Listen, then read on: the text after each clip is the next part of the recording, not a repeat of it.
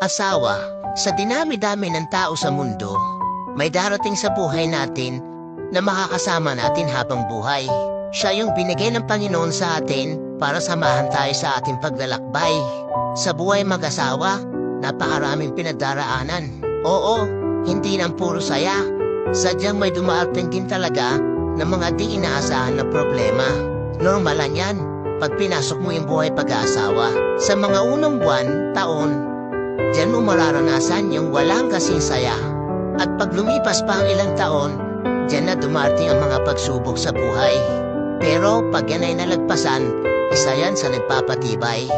At mas lalo magpapatibay dyan pag nagkaroon na kayo ng sariling anak dahil matatawag na kayong pamilya.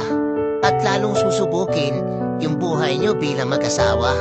At kahit anong problema pa man ang dumating, laban lang.